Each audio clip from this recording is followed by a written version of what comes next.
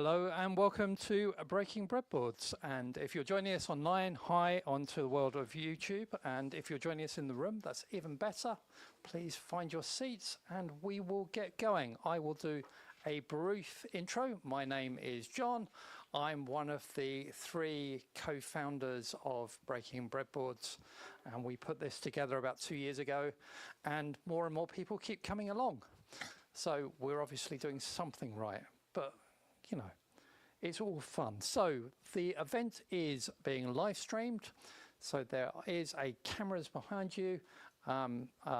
We will take notice of anyone's privacy concerns. If you have them, please let us know. We will also take pictures if we can, because we believe that it would be good to market the event, but we're all engineers. We don't actually ever get round to that bit, but we believe that passionately that we will one day. So we will be taking photos, mainly from the back, but we get some photos. We also tend to be overdosed with QR codes. So having your phone handy to be able to snap the QR code is really useful, because we have a habit of using quite a lot of them. Apologies. So today, what is on the agenda today? Well, we've got 3 great content presentations and then a bit of a conversation and a discussion.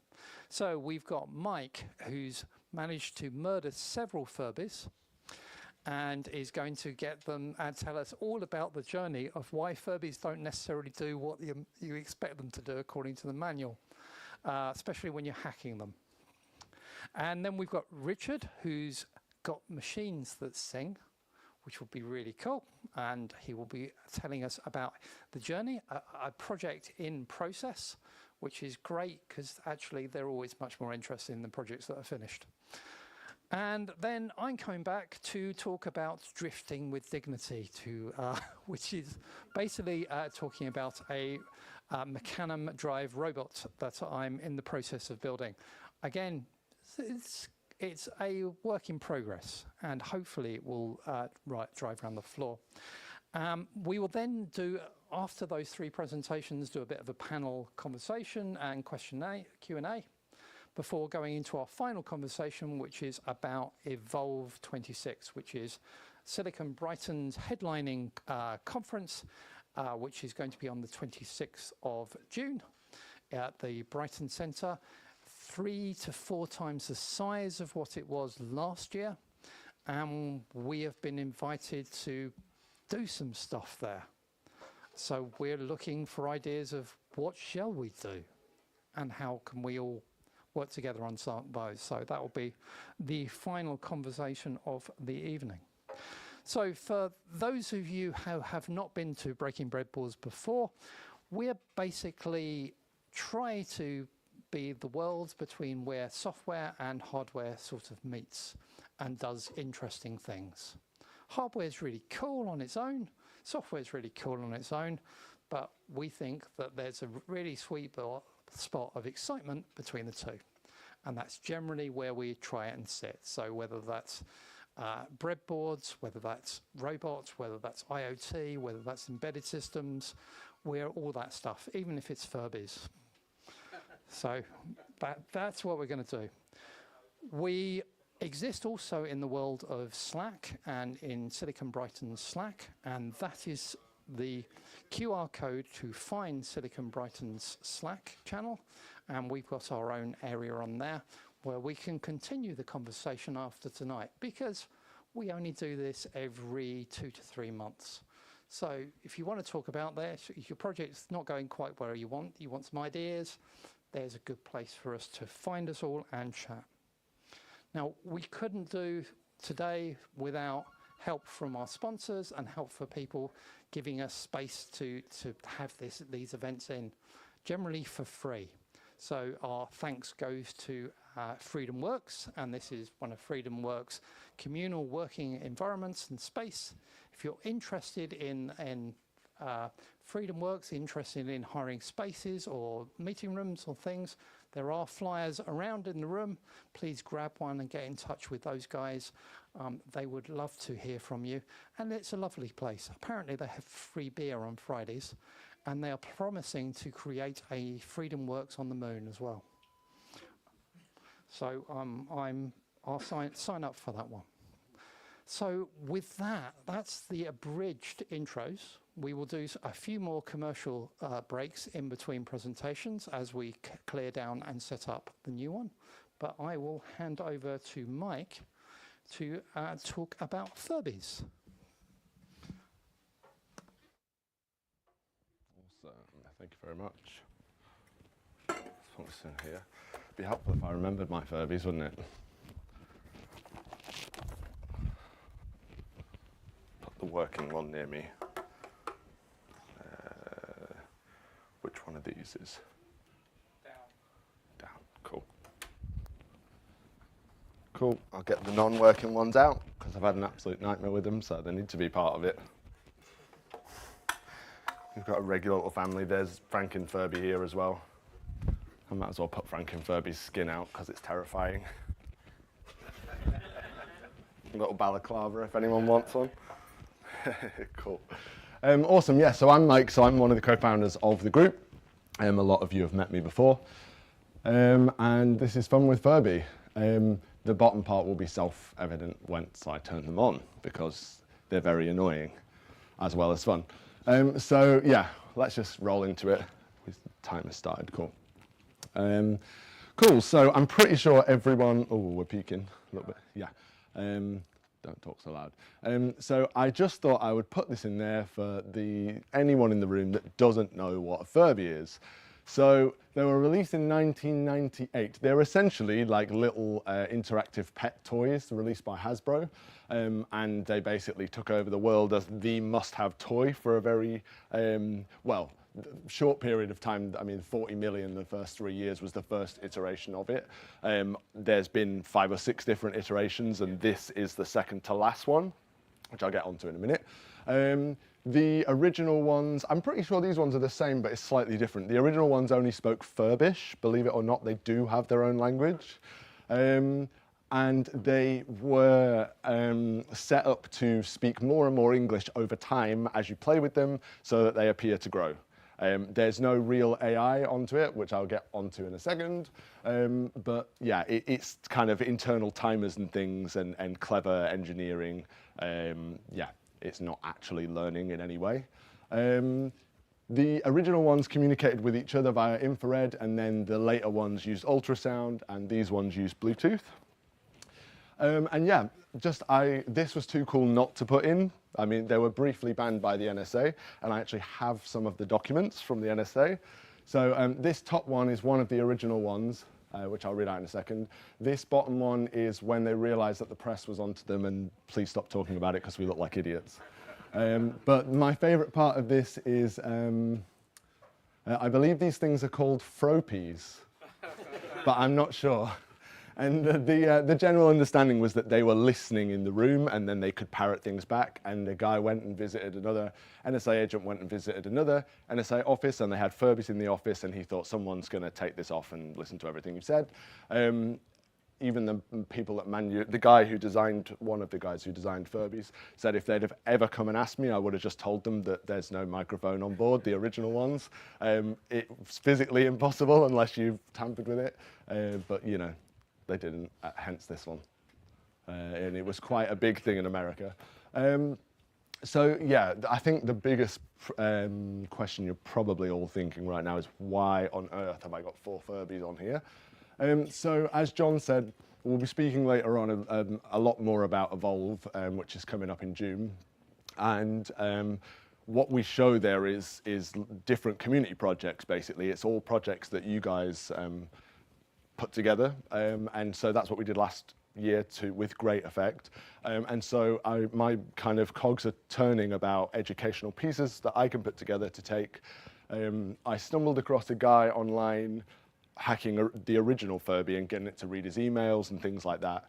And I just thought, well, they're very colorful, which attracts people, and maybe there's something that we can learn and also kind of pull people in from a distance, you know, conferences and things when everyone's walking past. I mean, Furbies, love them or hate them, you know, they are very colorful, and people were like, oh, okay.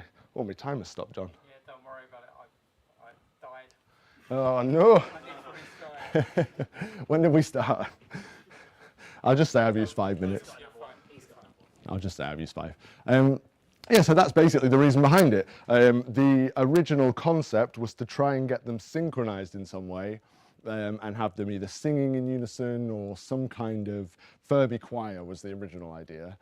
You will quickly realize this idea is hugely underbaked, and there was a kind of discussion with the guys about whether it was even worthy of today.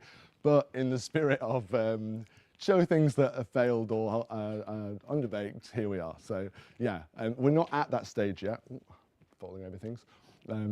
Yeah, we're not at that stage yet, but you'll see, you know, where we are at. But yeah, that's the general why of it all.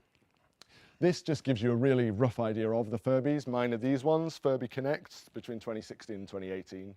These are the original ones, where the NSA ones. So yeah, there's been a whole lot of different things.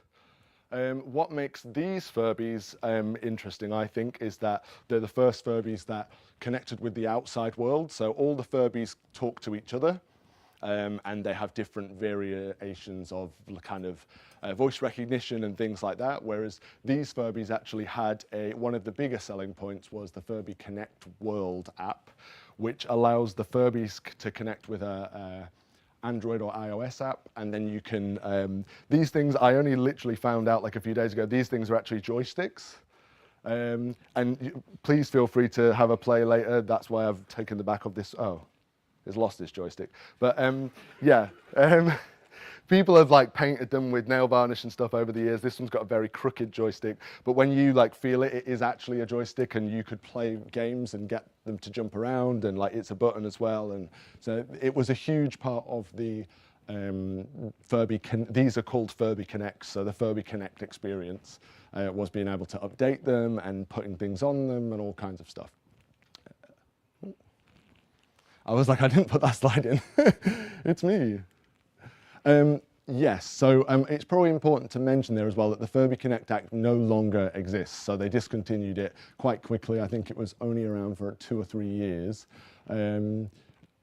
I don't really know why, but I mean, I did find people where it's very easy to use the app itself to upload your own content and get them to say horrible stuff, and you know, yeah, you can quite easily abuse them in some not so kind of innocent ways if you wanted to. So, and I've seen people use them back then when the app was running for TED Talks and things like that. So through my research, but yeah, sadly it's no longer around. And I think there is another variation that came out in 2023 after Furby Connect. So yeah. So anyway, on to what I'm doing with them. So they use Bluetooth Low Energy to communicate with each other and with the app, which I wasn't familiar with. But it, oh, I should have talked about it. This won't give you a preview. I'll talk about it on this slide. They use Bluetooth Low Energy. So basically, it's similar to Bluetooth, but it uses far less power. It's wider range, and you know the data sending and things like that is much slower. It's not really designed for super fast data transfer. It's, as far as I'm aware, it's more used for things like smartwatches, things like that, that don't really need a lot of, that don't always have a lot of power, or, yeah. GATT is the structure that it uses to organize the information, so that if two devices want to communicate with each other, they have a clear kind of hierarchy and a clear structure of where the information is. So the two things to kind of just know is that a service is kind of like the container where the data is grouped, and the characteristic is the characteristics are the data points within the service, basically. So I didn't name this, the developers of Furby named it. So the one that's very interesting is called the Fluff service. And it gives you these, which for obvious reasons are very interesting, you know, for getting them to do things and say things and, well, hopefully, to try and, yeah, connect to them in various different ways. So yeah, so the one that I've been playing around with a lot is General plus Write, and you can send arrays of bytes to the Furby to access different things that are on it and trigger different commands and things like that. The one that I haven't done as much on or understand far less is the DLC, which was a goal really before this. I'm going to demo some of it, don't worry. I can't bring Furbies and not turn them on. They're off because they're very bloody annoying, which you'll realise in a minute. Yeah, so this is the one that we're playing around with quite a lot. Cool, and this is kind of, so what I'll do now is I'm going to give you a demonstration. This is probably the best thing to do, and it's also far better than me just talking at you. I have to 3 batteries, and then I put the 4th one in because, like I say, once it wakes up, it won't stop. Most of the time. So luckily, when I connect to it via Bluetooth, it believes it's connected to the Furby World app. So it shuts up because it's waiting for commands and DLC from the app. Oh yeah, did you? Oh, okay.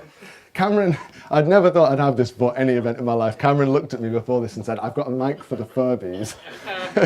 So yeah, I guess I forget we are live streaming as well. Is it still awake? Yes, it is. Cool. Just wait for it to connect. Cool, so we're connected. So now it won't say anything because it believes it's connected to the Furby World app. Is it snoring? Oh, there's something over there.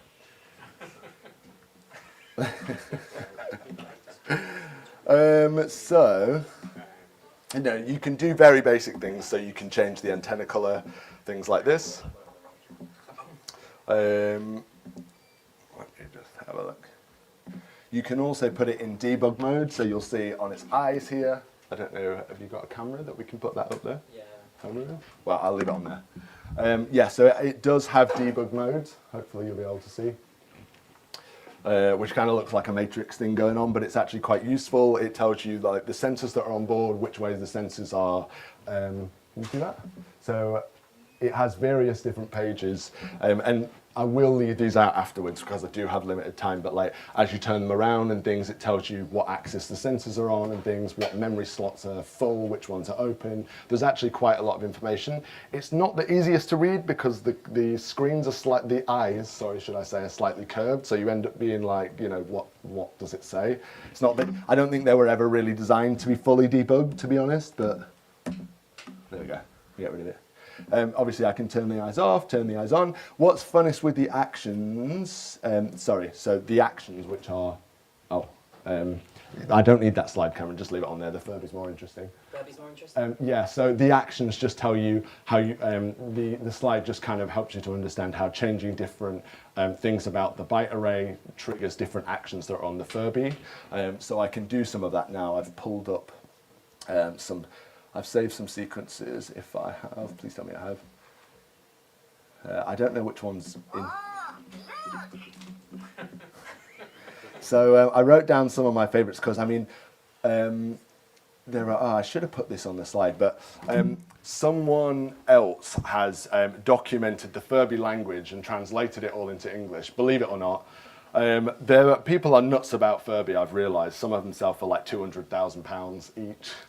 But what is fun is all of the input, index, sub-index specific, someone's actually documented quite an extensive amount of the library. So, you've got generic reactions, things like that. So some of them I found, a lot of them I haven't. I found this and then realised I don't have to find them all. Let's see. Pokemon. What's that? Yeah. So, for example, there's a lot of fart sounds. Let me run one. How am I doing for time?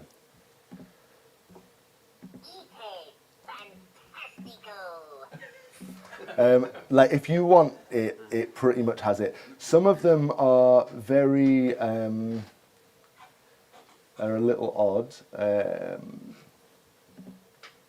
Where's it coming? So let me trigger this one. This one is actually in the indexes. Let me see what it's called. It's called Fart Fart All Aboard.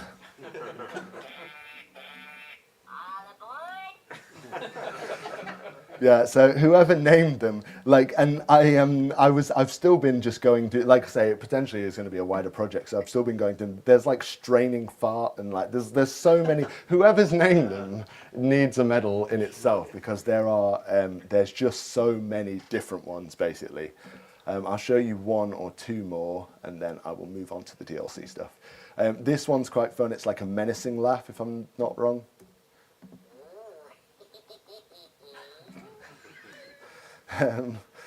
Yeah, so there's lots of, and then this one, I'll do this one. There's lots of where it's sleeping and then it wakes up and it's like having a dream about what it does when it's awake.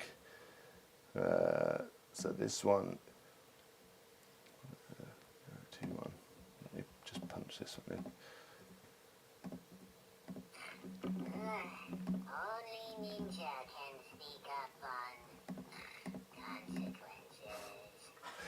It's just so random. And there are literally thousands, obviously, pre-programmed into it because, you know, when kids interact with them, that's the whole point, basically, is that they have endless amounts of things to say and laugh and let's do this. And you know, if you, I will show you when I unpair from it. I'll quickly skip to the DLC bit now.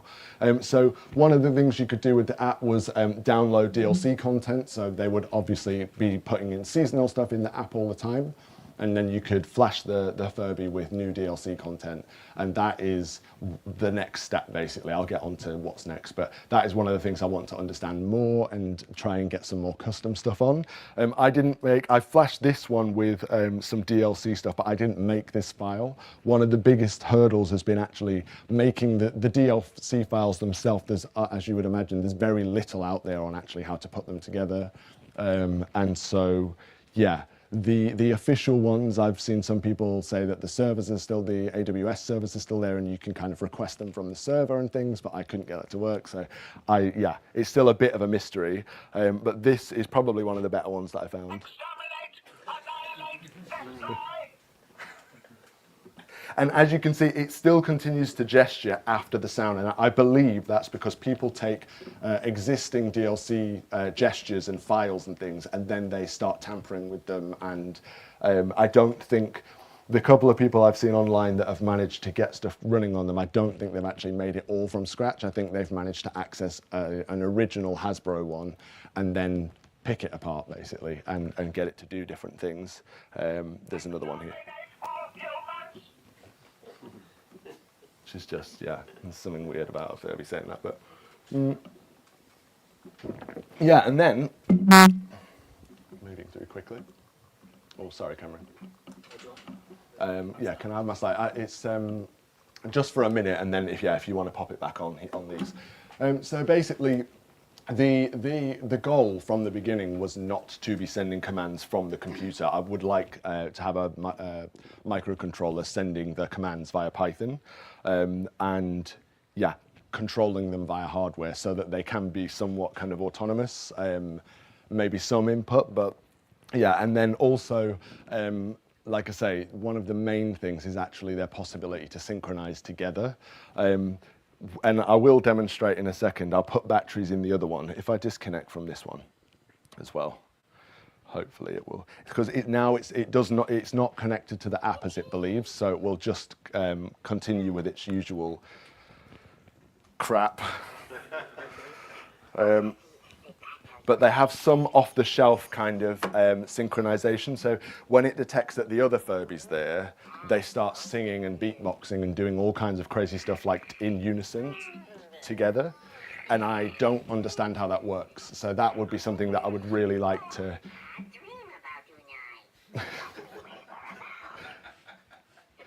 It may...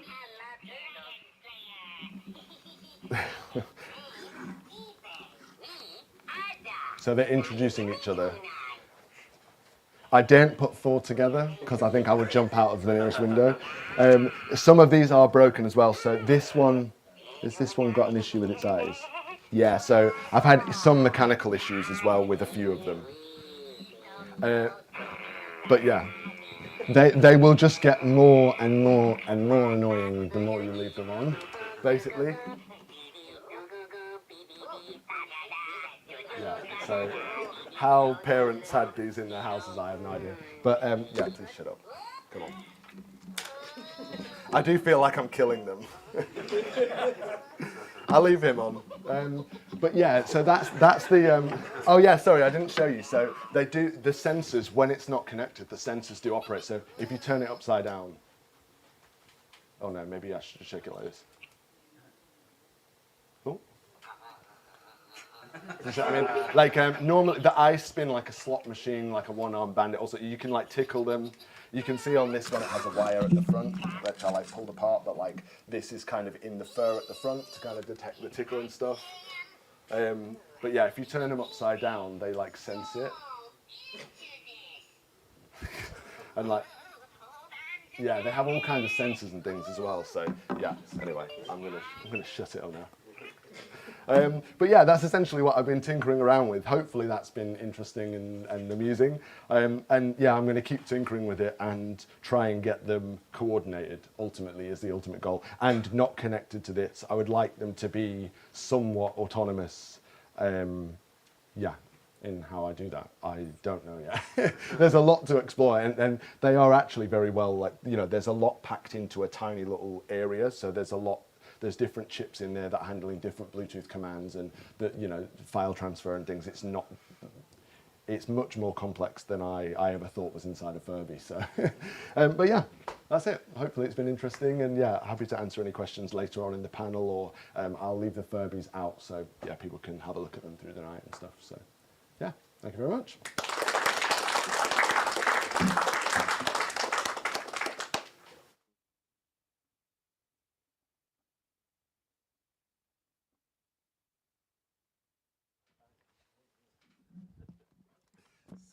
So Mike will be back, and while Richard sets up, I will do some commercial break stuff.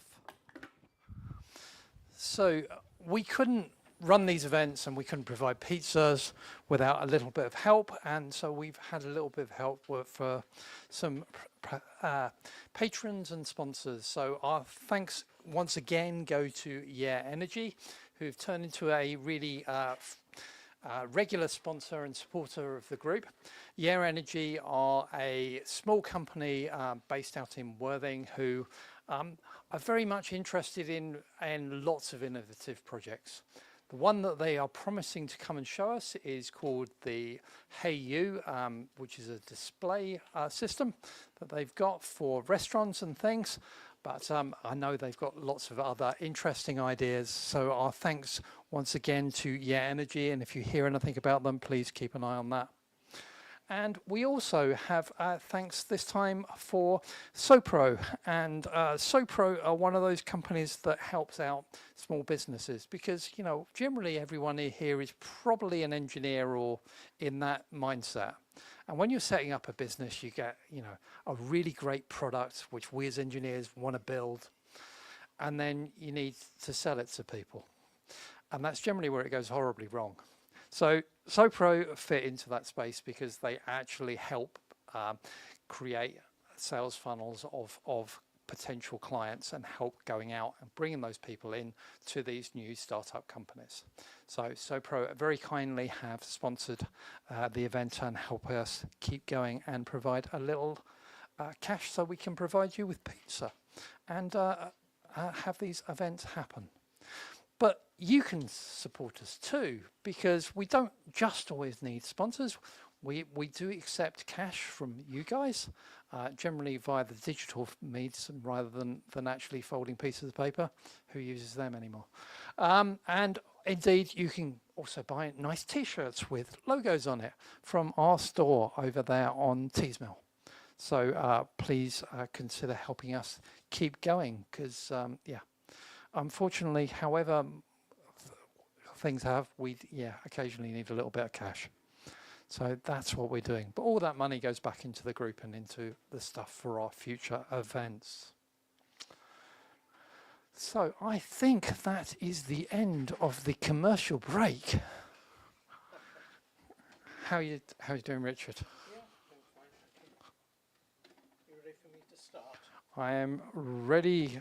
I will hand you one clicker for your slides. I will put your slides up. down is go. There will be a timer clock that hopefully will work in a second. Yeah. And the stage is yours. Thank you very much.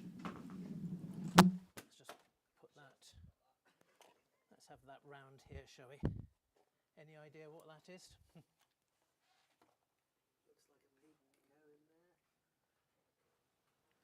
You probably won't guess. So there we go. So my talk is When Machines Sing, Designing a Robot Choir. And so normally, I guess I would introduce myself first of all, and then talk about what I'm doing. But I thought this is it's spookily similar to Furbies. It's a really good way of carrying on. So I thought I'd introduce you to my robot first of all. And I'm a musician and a sort of technical musician in that I like doing music, but I get caught up in the electronics of it, and so I stop playing and start fiddling around with computers and stuff like that. Then realise it's all about making music. So imagine me. Let's have a look, see whether that. I play accordion. I don't need to explain what an accordion is, do I? I have had to in the past. It's a instrument that's been going for hundreds of years, and I think it's had a birthday actually recently. Anyway, I play accordion. So imagine me. This is my show. I'm sitting down playing my accordion. I have a back projection there, which is showing all sorts of stuff there, and I have 8 robots there. But you don't know that it's a robot yet. It has lights in it. That's my light panel, which at some point I've got to work out how that fits in the back there. So basically, it's, the strings of lights. That's all a matrix. It does basically the same thing. So you'll just think of it as a light show, and I'm playing my accordion. I might be singing at this point, but then suddenly each of the robots turns around. And can you see that? So I had thought about having eyes and things like that move a bit more Furby-like, but I decided I could do it all with the tablet. So the tablet will sing. I'll go into a bit more detail in a minute if I don't run out of time. I have a tendency to just sort of waffle on about stuff. Speaker there, so sounds come out each different one, and these really, I want them to be sort of almost independent, so it's like having 8 people there doing stuff. So anyway, I'll now talk a little bit about me. Oh, you can see that. Can I have my slides back again? Yeah, sure. So here's the game part where you find out more about me. 2 truths and 1 lie. So I want to know which one of these are the true ones. I invented the world's first portable polyphonic synthesizer. Could be true. I invented the Arduino microcomputer. That could be true. And I was part of the team that created Pokemon Go.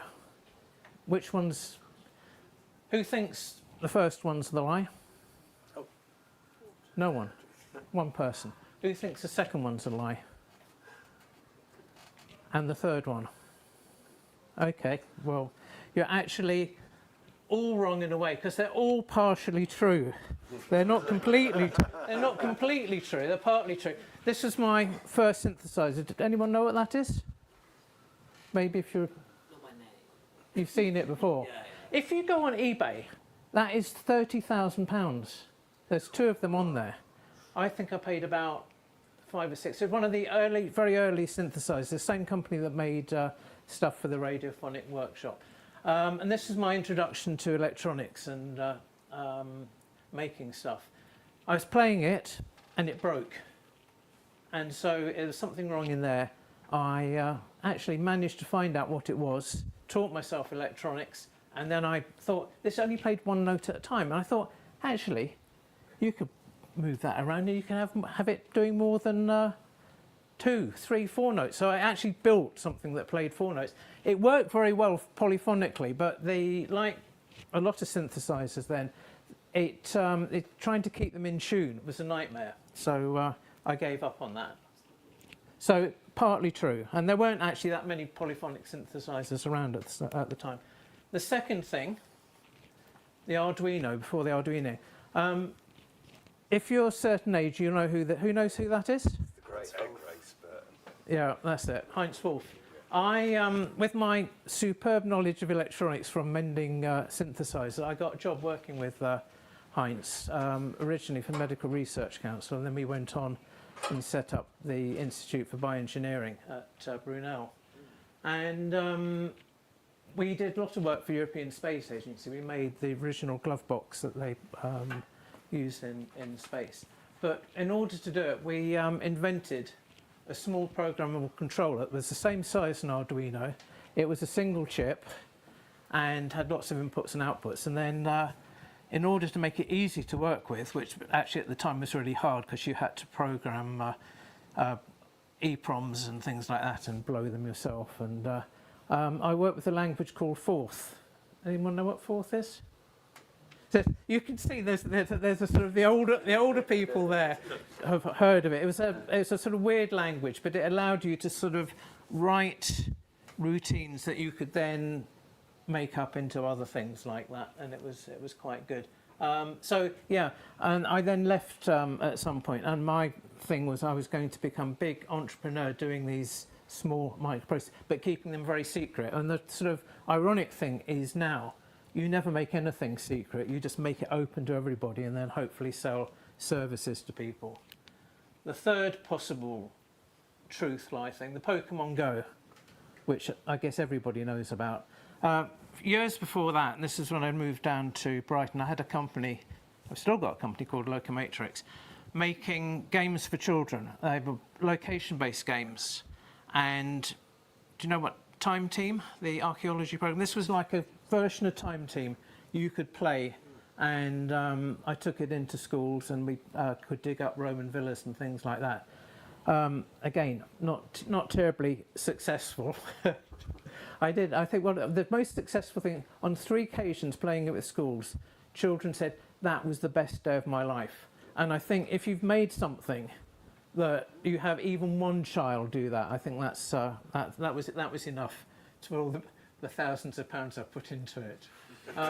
And so when Pokemon Go came along, people said, that's your thing, isn't it? And I said, well, no, it's not. It's like my thing, but that's backed by Google and various other people like that. And anyway, so the sort of partial truth, I did invent something that was Pokemon-like.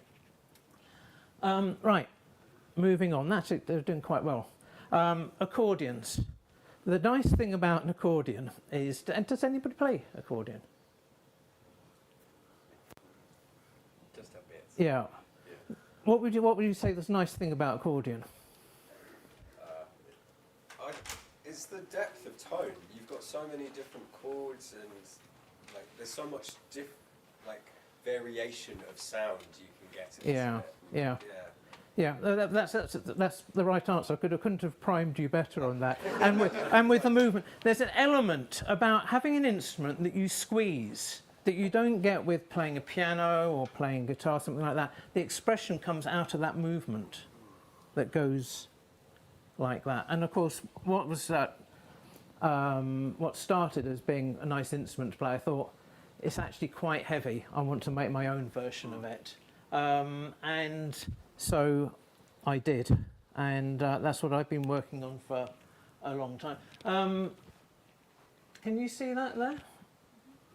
That's an actual little video of one of my prototypes of it, and it's what it is it sort of started off having something that was quite difficult to do, having something like that. So that's an accordion like that.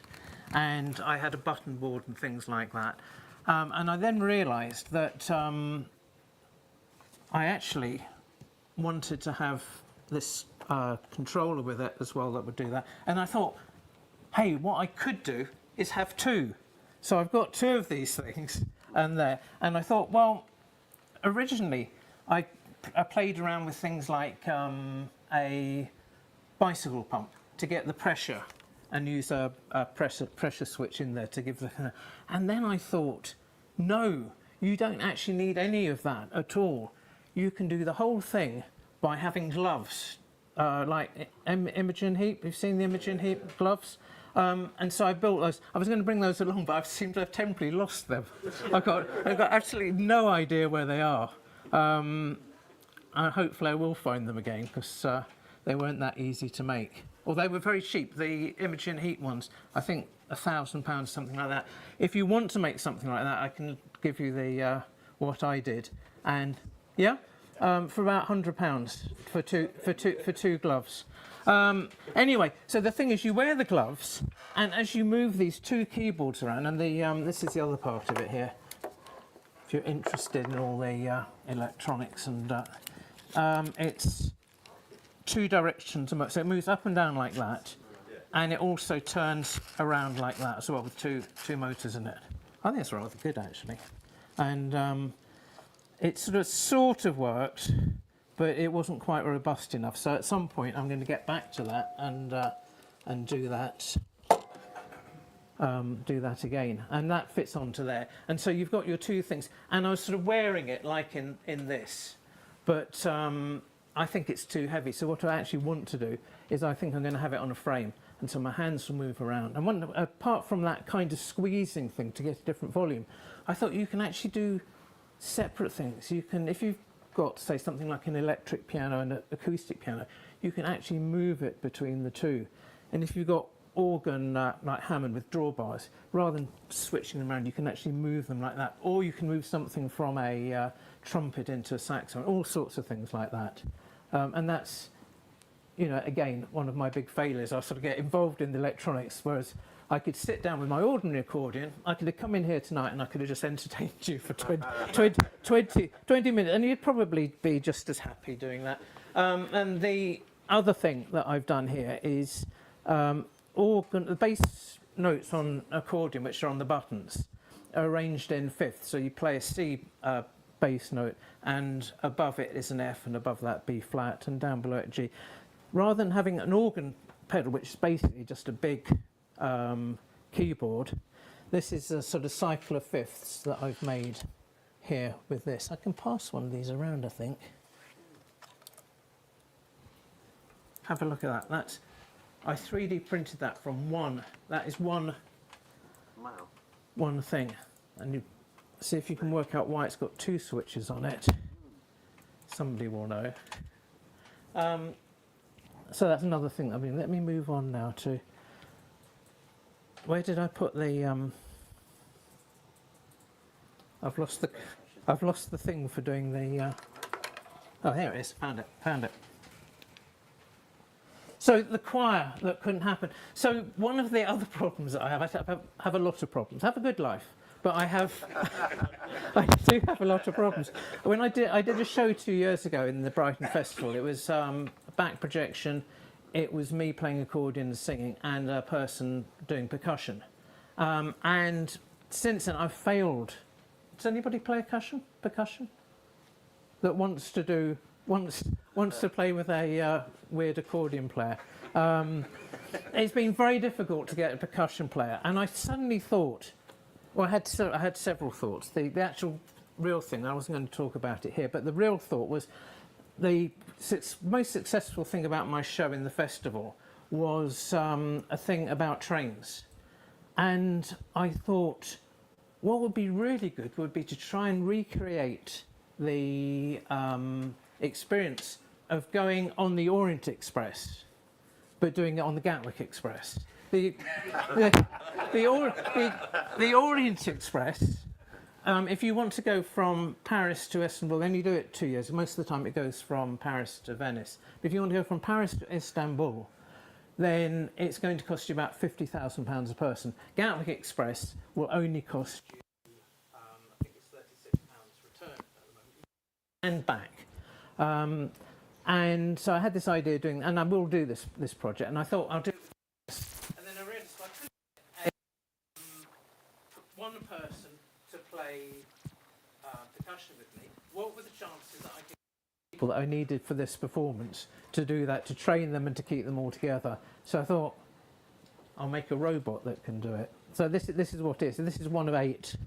And so each robot is its own being. It will have like its own version of sheet music, and it will sing according to, there'll be a choir master robot or master robot there, and the master robot will be looking at me, and it will get, if I'm slowing down, it will notice that, and it will send the signals to that. The actual way that it will work is that it will have, like the sort of music version of it, it will send out MIDI through ESP32 protocol. There's a thing called ESP32.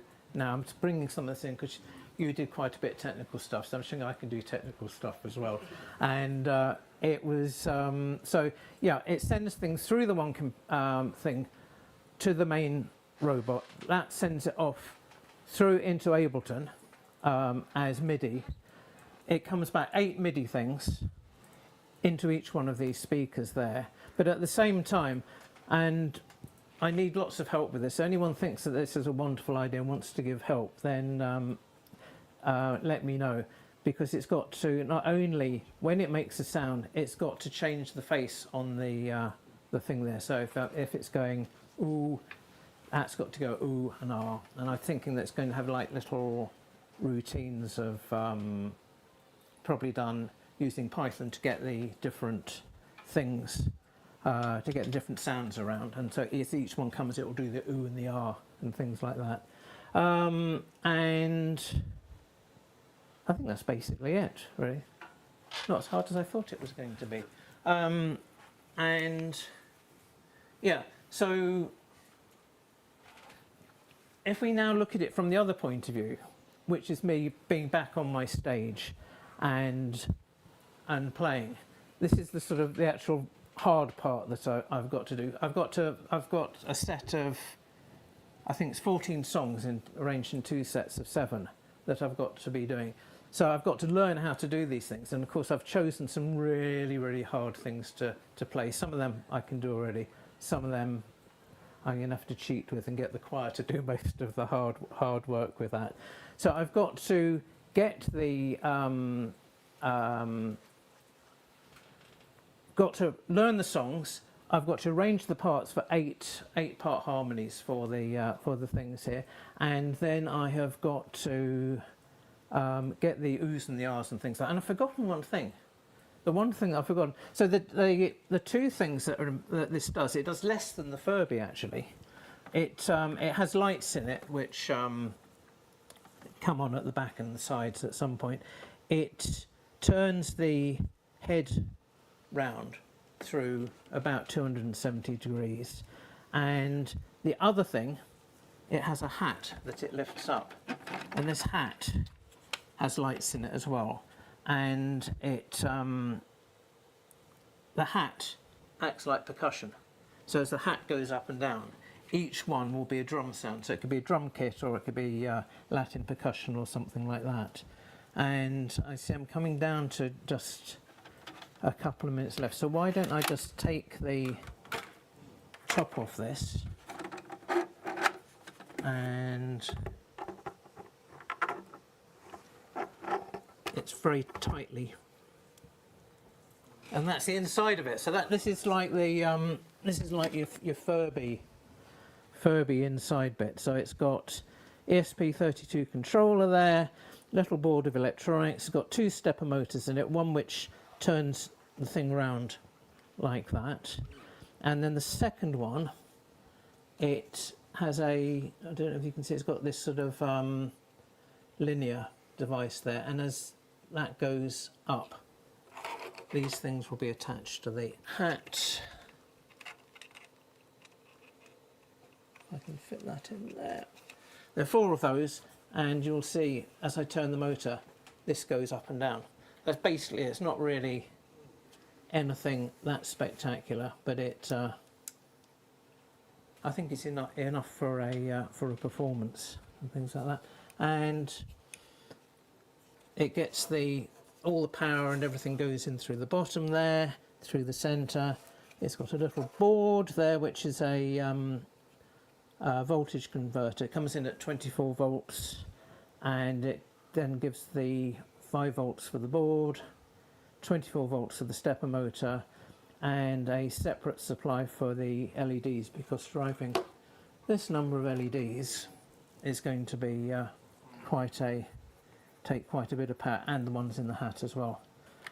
And that's the other thing that has to be programmed. I want to have sort of meaningful LED things when the hat lifts up. It should be doing that. And then the other thing is that's got to fit in the back there. There's not a lot of space, and I really want it to be able to light up the back thing there, but also bleed a bit of light into the ears, so when it's forward you'll see some of the things on there. And really that's, I think, all I've got to say. I don't think there's anything more there. And yeah, happy to answer anything that I've not covered here later on. Okay, thank you.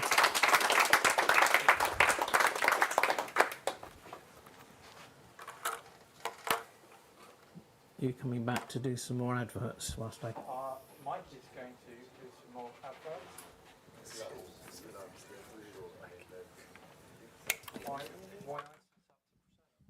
Hello. Right then. Am I on cam? Yeah, cool. By the way, we should have said at some point, this is a very informal event if you hadn't already noticed. So yeah, please do get up. Pizza, there's still plenty of pizza, drink, toilet. Please don't feel like you're glued in, just so everyone's aware. Make yourselves at home. Yeah, so what I'm going to talk about quickly is we used to have all of the kind of people that support us, which we're so grateful for at the beginning, but it was taking kind of 10 or 15 minutes for us to get to like the stuff, and we weren't kind of, we want to talk about these people because they really help us out. So this is our first time kind of splitting it out just a little bit, so it helps everyone, and we give a bit of extra time. So yeah, hopefully this is going to be a smoother format. I'm going to talk about Silicon Brighton because I think most of you in the room are aware of who they are, and they're helping us with the live stream today. If you could give us a wave, guys. And yeah, so they've been absolutely instrumental from the beginning in helping us to find venues for our meetups, and we've consistently had venues for we've always had the privilege, I think except for the first one, of being live streamed. So yeah, the fact that we can that we don't have to charge entry to this event, is partly because of our wonderful sponsors and partly because of Silicon Brighton doing all the work that they do with us as well. So yeah, so I'm sure a lot of you have been to some of the other groups, but we're one of around 40 groups in Brighton now that are all supported by Silicon Brighton or somehow under the Silicon Brighton umbrella. The group started because we saw a need for some hardware in there, which I think we can all agree is needed. And so yeah, so the Silicon Brighton is mainly supported by a lot of local businesses, and the thousands of employees within those businesses. So these are some of them. There are also some bigger businesses as well that directly contribute to Silicon Brighton. But yeah, and basically the best place to go is Silicon Brighton. I mean, feel free to scan this as well, but if anyone's in doubt afterwards, it's siliconbrighton.com. .co.uk? .com, yeah, I thought, yeah, fair. Yeah, and everything's on there. So yeah, if you want to find out more about us and you can't remember where to do that, or any of the other groups, or what Silicon Brighton are doing. Also, if you're part of a business or you want that can support them or want to give your time, they're always looking for people to help out. And yeah, we like to just touch on a few events that are coming up that aren't ours. So yeah, you've got AWS, you've got Brighton Pi, you've got Green Software. Oh, Practitioners Day study. Hadn't seen that one. But yeah, you've got obviously the wonderful. But yeah, please do go along to some of these other ones. We met at other Silicon Brighton events, and I met a lot of people here in the room before we were all coming to these events. A lot of people were at those other events and still regularly go to these other events. So yeah, if anyone has an interest in any of those things, or like I say, there are almost 40 groups. So yeah, please do check those out on the website. And I think that brings us back from the ad break to Jon and his wonderful robot. So yeah, I'm going to pass over to Jon and get out of your hair. And like I say, if you need anything, please do jump up and just grab it. But yeah, over to Jon.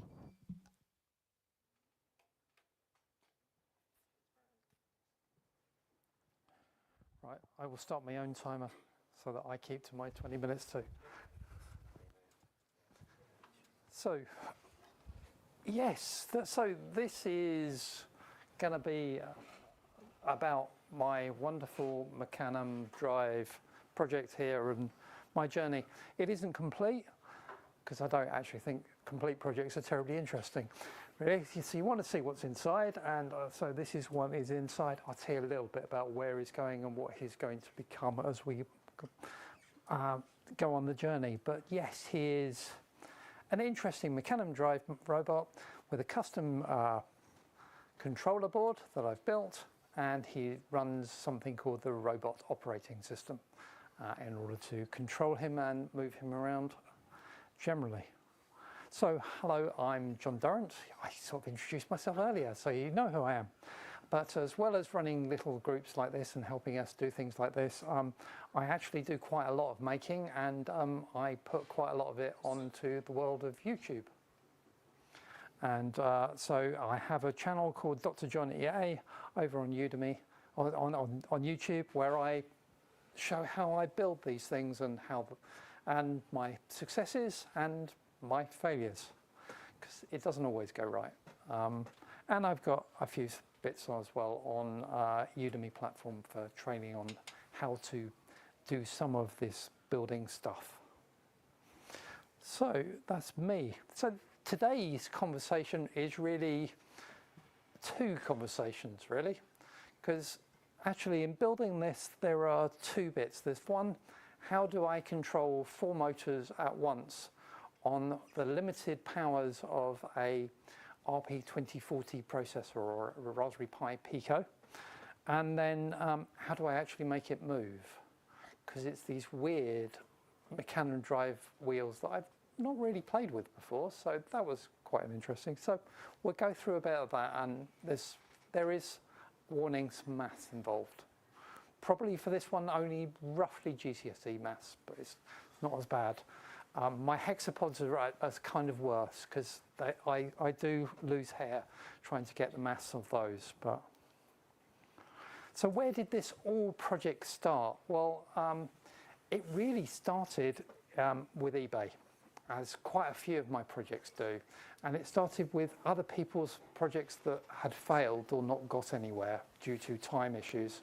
So someone had this kit of, here's a Mecanum Drive, or 4 Mecanum Drive wheels, here's some motors.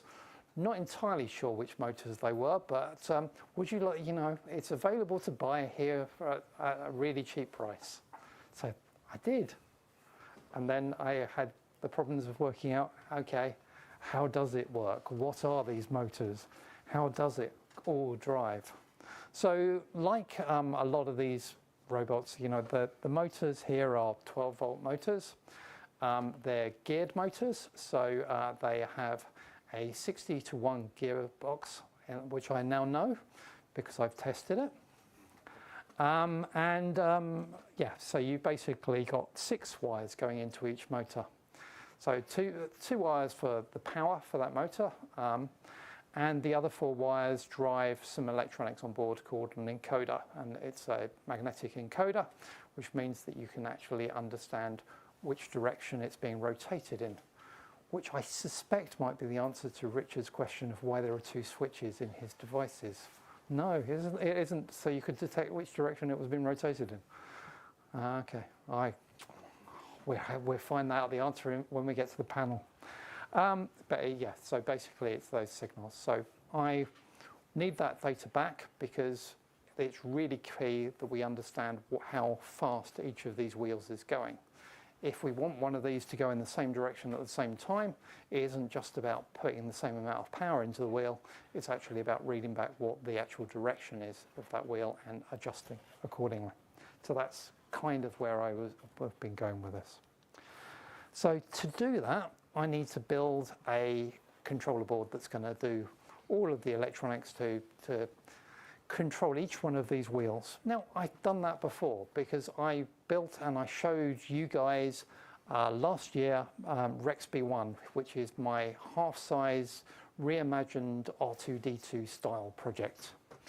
And Rexby1 has 2 wheels which are very similar in controlling motors, or motors with encoders, and I built this wonderful controller board here. And then I used one of these L298N dual H driver boards to run it. And that was great. But anyone who has really done any of these projects will know that there is a serious design flaw with doing that. And that's because there are 7 wires required to connect between those 2 boards. And I'd have to do that twice to control this. And so that's a whole load of connectors that probably are going to stop working at some point, or some of them will work at some points and others at other points. And it all becomes kind of problematic. So I didn't want to go that way. And I have chosen for this project to take a rather different route. So my new hero board is the AT8236 motor controller. And these, and the nice thing about these is actually I can use them as daughter boards so that I can actually plug them straight into the top of my board. I could have redesigned this and put it all on a single circuit board, but that requires being slightly more grown up than I think I am in the world of PCB design at this point.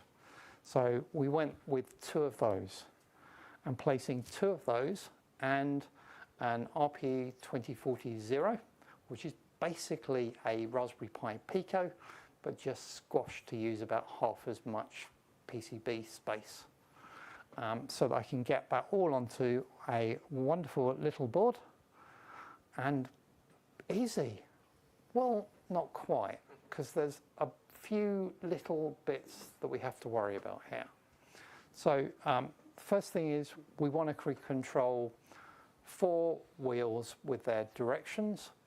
Now that means that I need PWM signals going to 4 motors times 2, once for each of the terminals of those motors.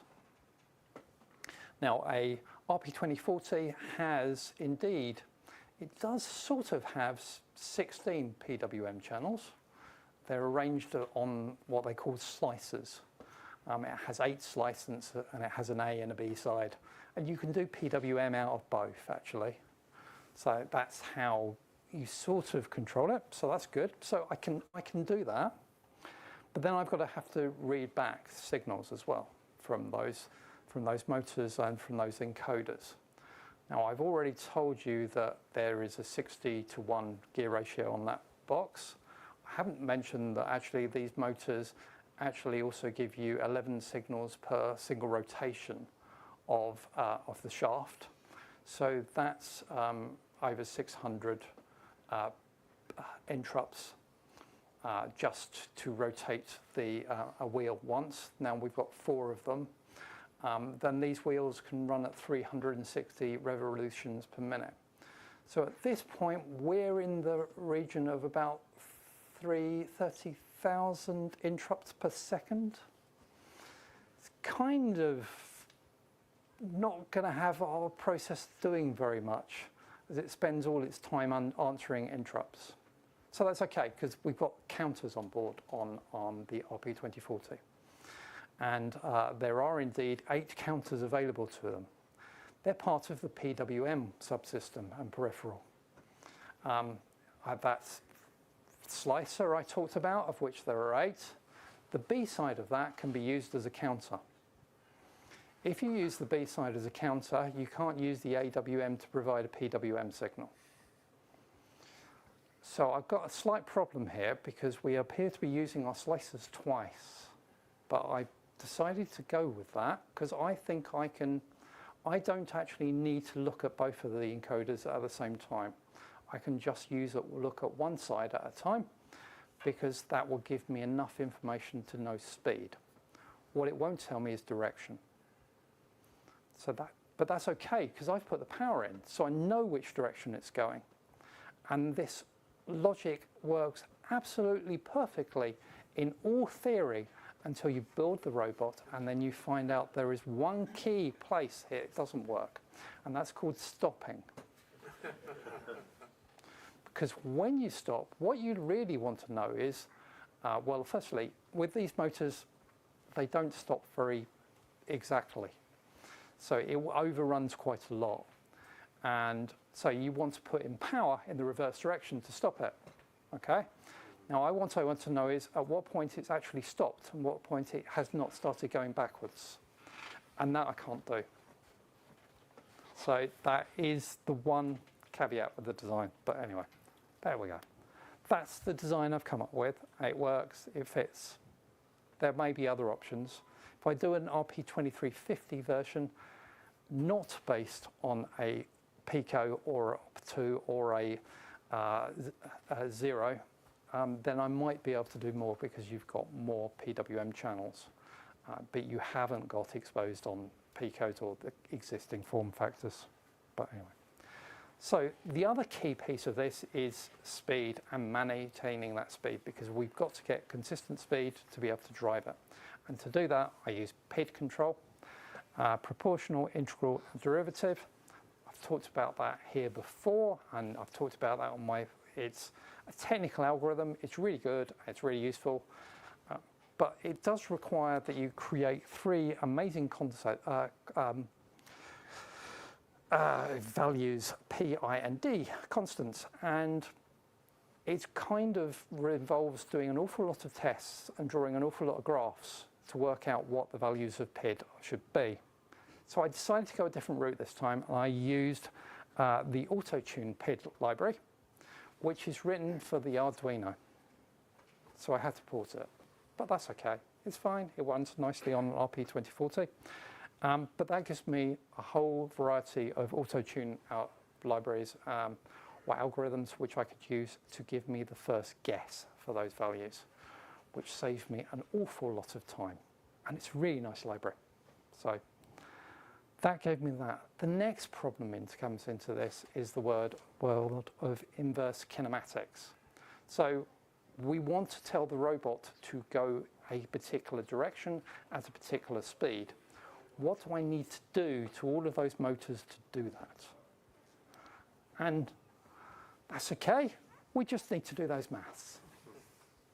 And that's what this is basically doing. So the robot has to do these calculations about 100 times a second to have nice, consistent speed and rotation. And that should give us there. Now, okay, so we now have the potential to control those motors, and we have all of the mechanism to create direction into that motors. The final thing I need on this before I show you a demo of it is I need to actually have a control system that can power it. And here comes the world of the robot operating system, which for what I'm doing today isn't exactly terribly impressive. It becomes impressive when you start adding mapping and navigation and all of those worlds, which we're going to. So everything today is about this wonderful world called the twist message. And twist is basically linear and angular acceleration and velocity. So what is the linear velocity on X, so forwards and backwards? What is it on Y, so going sideways? Because we're a Mecanon robot, we can go sideways. And then on Z, I can't go for rotation. I can't go in Z in linear because that would involve flying. And flying is not a current feature of this droid. So yeah, that's what he does. There's lots more about him on side, but I'm sure you actually want to see him do something. So the other thing I have done that is different from what I originally did with the RexB1 is this droid uses LiFePO 4 batteries because I'm less likely to set the house on fire than the LiPo I originally used on my other world. So he should, if the gods of tech are going to be kind to me, because he was working earlier. Oh yes, that looks good. I think. It's always good when lights turn green. So we can go forwards, we can go backwards, We can go sideways. I can do them all at once. Drawing squares.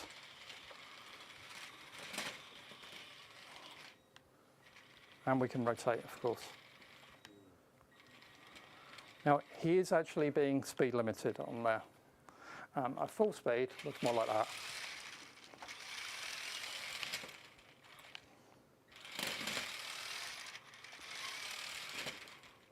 But as you say, even with braking on board, he overruns a little.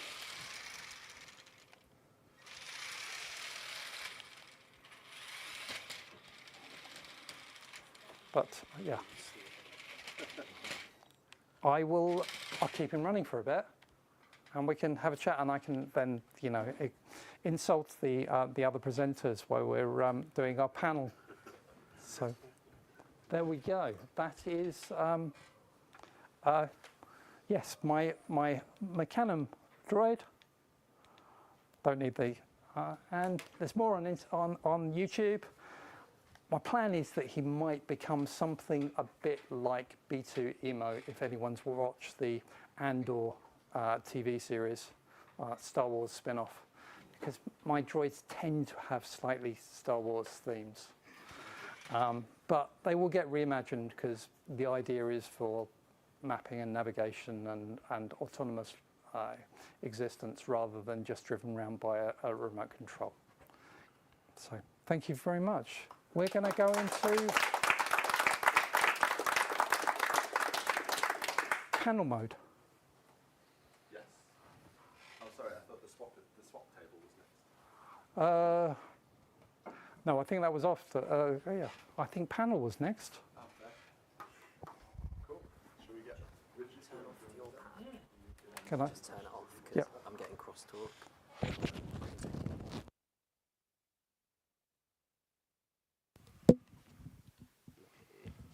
Is your double switch for pressure?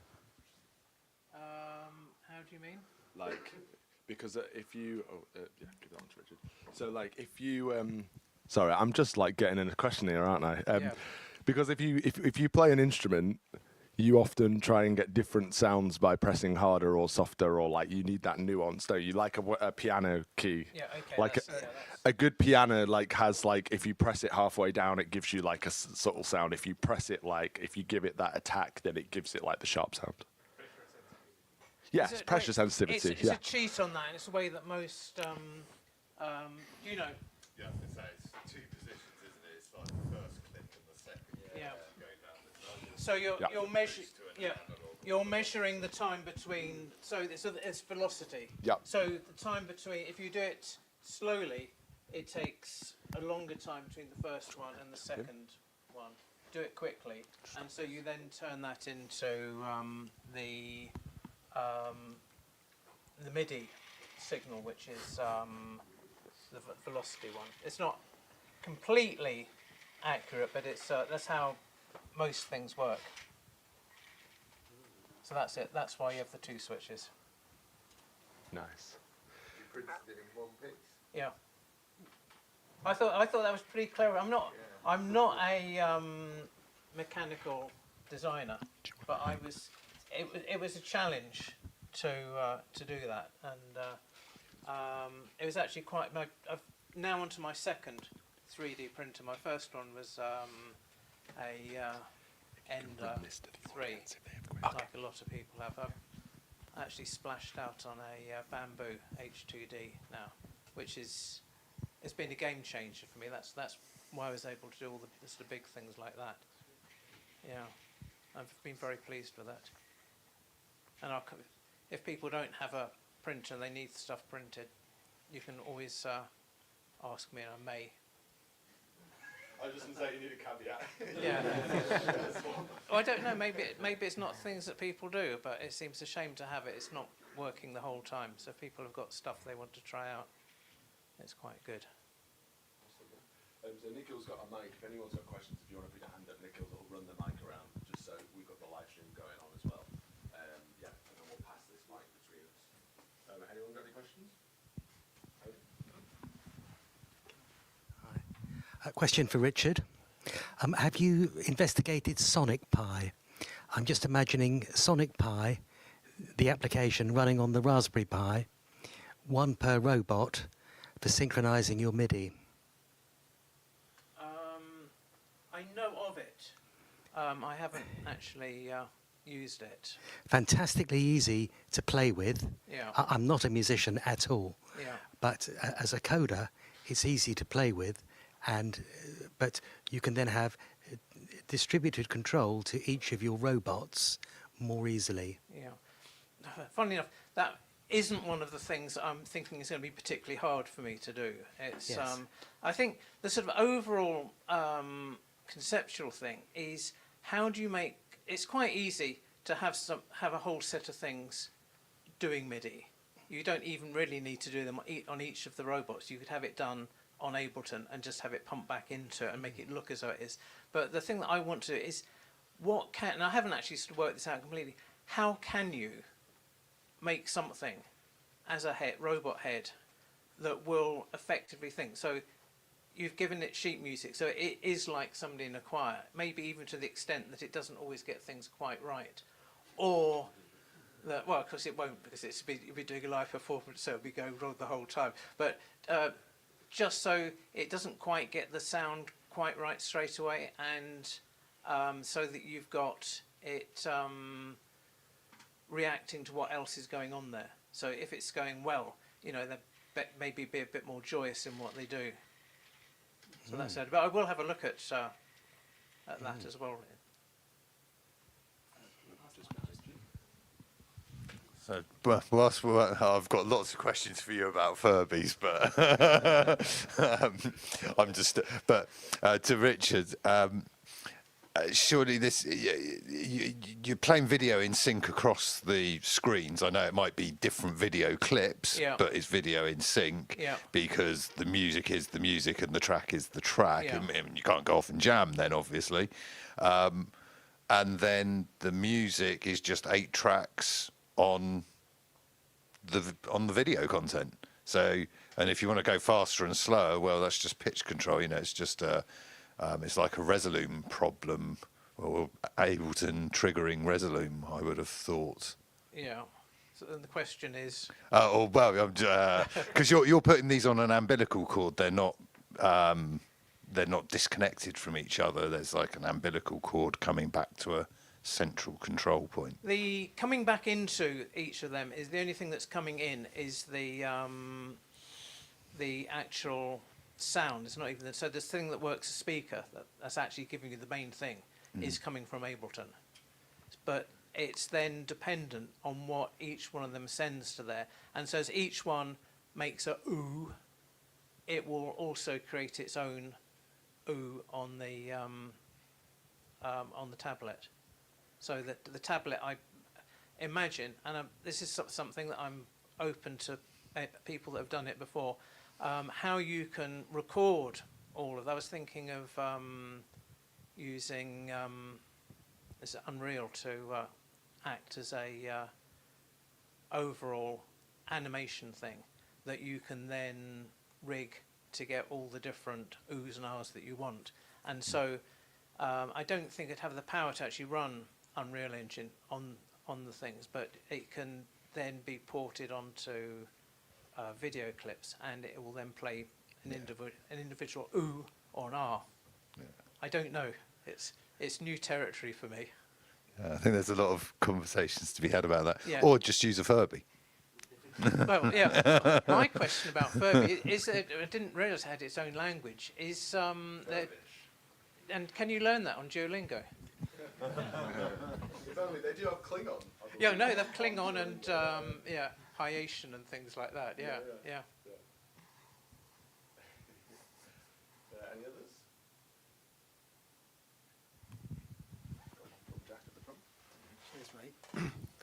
I've got one about the Furbies. It was a great talk, Mike. It's kind of a double question, really. Like, there was 2 kind of parts where things got nefarious things were suggested. Like, you know, the NSA were investigating them, and also later on they took away this app because people could be messing around with it. Yeah.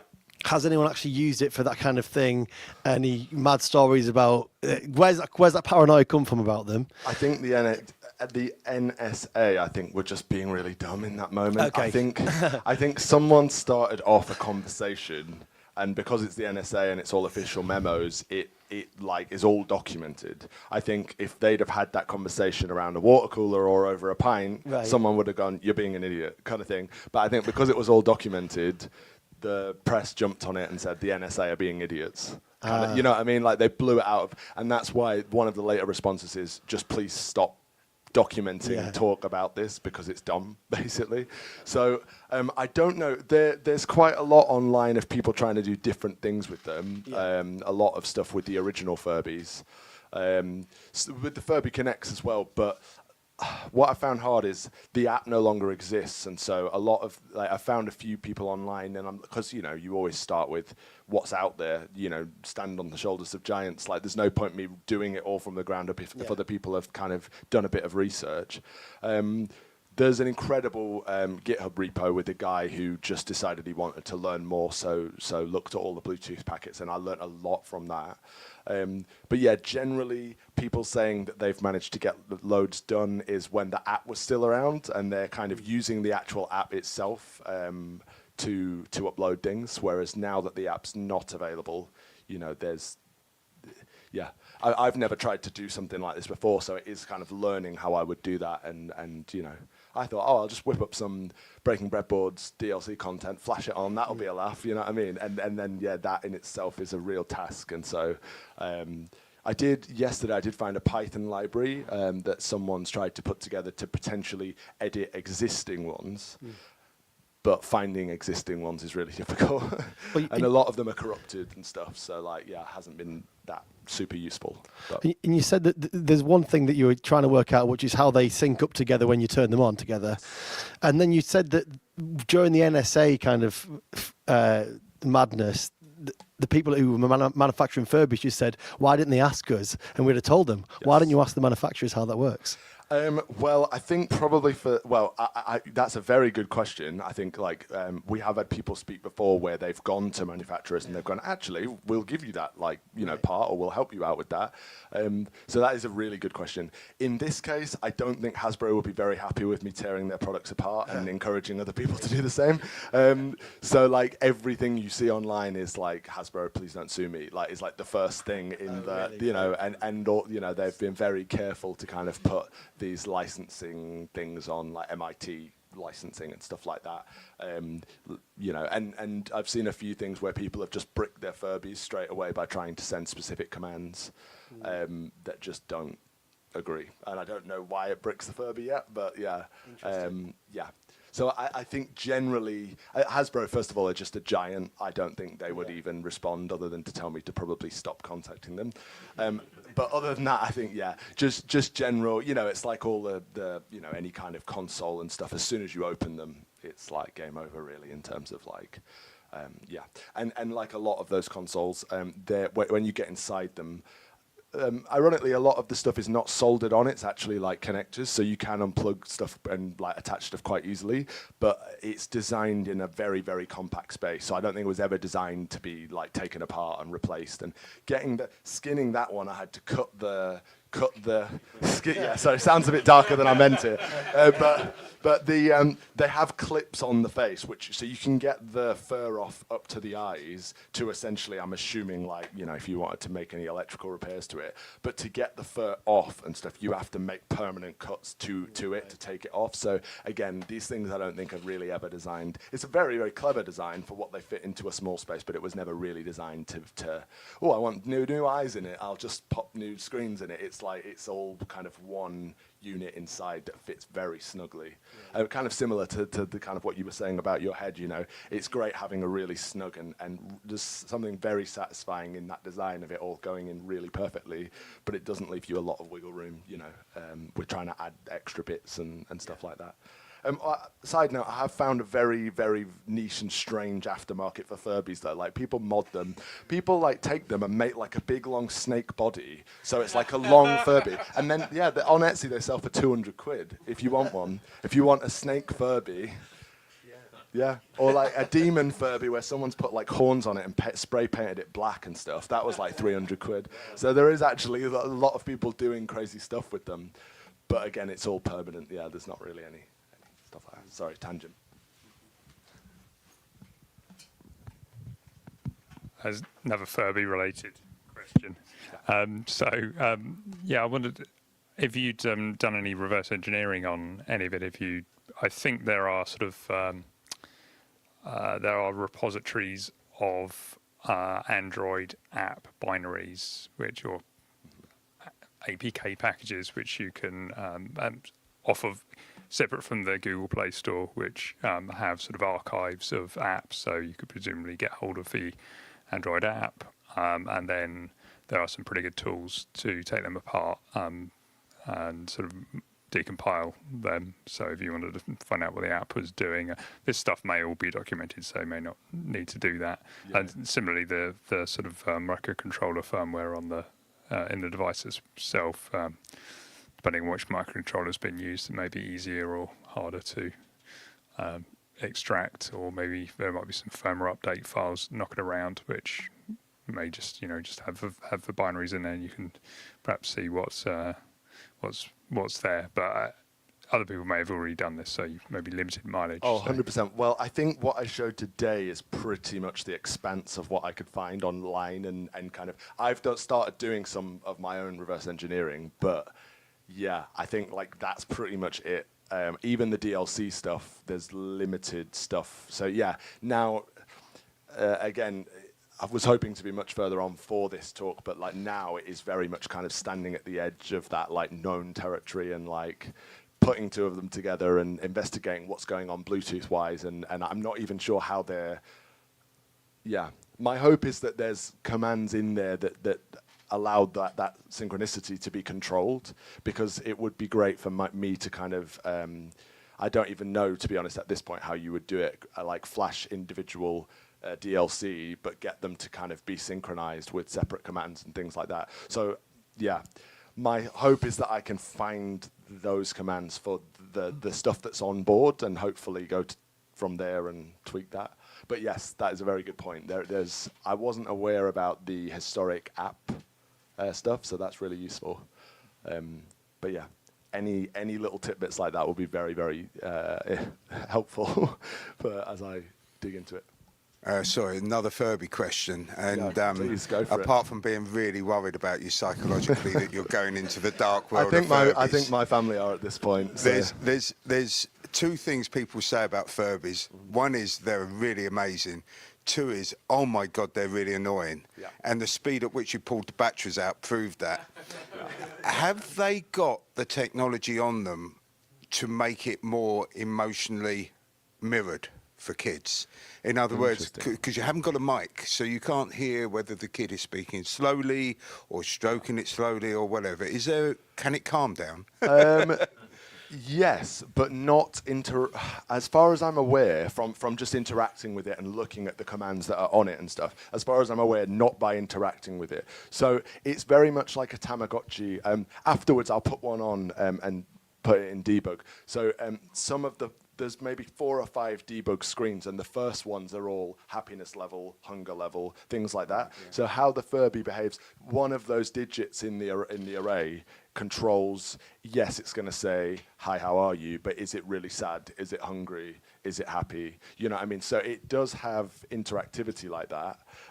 But not on the feedback from the user. I'm not 100% sure how kids would like top it up. I think it was done through the app. So I think you would like it was essentially like a Tamagotchi that would match your Furby, kind of, and you would kind of regularly connect your Furby to the app and play games with other Furbies and friends, or make sure it was kind of fed and watered and all that stuff. I don't think there's anything I read somewhere, I couldn't find it, I didn't include it because I couldn't find that it was substantiated, but I read somewhere that what's the NSA fears kind of sparked from that, although they don't listen and the English learning is timed, apparently if it started to say some English words, if you were petting it in a certain way, like as it was saying those words, it would like kind of say those words more often.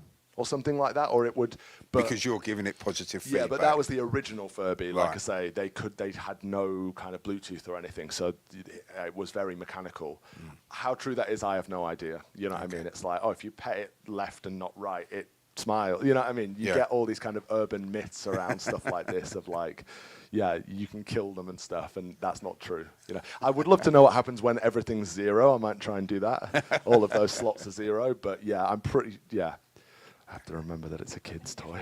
The NSA spent 2 years just looking at a record and playing it. I can't remember what the record was, playing it backwards. Yes, yeah. Because they were worried about some sort of psychological risk. If they do that, then the Furby's got to be a much bigger threat. Yes, absolutely. American paranoia. That would never take off. Sorry, Furby question again. Or about more Bluetooth. I've not really played with Bluetooth. Yeah. So you were talking about controlling multiple Furbies in sync. From your laptop, can you not make multiple Bluetooth connections so you have a connection to the 4 Furbies? Yes, I can. One of the issues that I've had with doing that is that all the Furbies are called Furby, and like when you find them, so like the current library that I've been using at the minute to kind of connect Bluetooth with a Furby is, you know, each Furby is saying, hi, I'm Furby, connect with me. And so when I've had connections from my laptop, when I've had connections from my laptop with multiple, they drop off the connections, and I don't know what's happening there. So that's something I need to investigate. And I would imagine it would probably be easier if I had hardware, you know what I mean? Like I MAC connect address, to like them Bluetooth MAC individually. address, Yeah, essentially. versus trying to do it all from one laptop and just, you know, it's very surface level, the kind of like trying to connect to multiple at this point is very surface multiple level. Picos or something that Yeah. And also I've seen a little bit of I did a little bit of research on like latency and stuff like that with my original research into kind of synchronizing them and like getting them to sing a song or something. You know what I mean? If you send a command from one thing to multiple Furbies, I don't know if there'll be latency issues there if you're trying to kind of synchronize them to that level of like where, you know, a second is a massive difference if you're trying you're to get them expecting to your be in Furbies time. to be in tune. Yes, yeah. Well, in tune Or was in never time part of the anyway, plan. I suppose, In time, yeah. is, So yes, I've not really played around with that too much. I did have a lot of issues with the Furbies. I was saying to John and Nikhil, you know, just mechanical stuff. Eyes won't open, won't sing, dormancy, would just go to sleep and start snoring when I'm connected to it, and just like random stuff. So it's been mainly fixing that. And is there equivalent? Yeah, we've got Wireshark in the sensible world of networks. Can you essentially Wireshark Bluetooth? Because it's normally encrypted, isn't it? But I guess this is unencrypted. Yeah. Yeah, so you can see the Furbies talking to each other. Yes, yeah. And that's what I'm planning to do with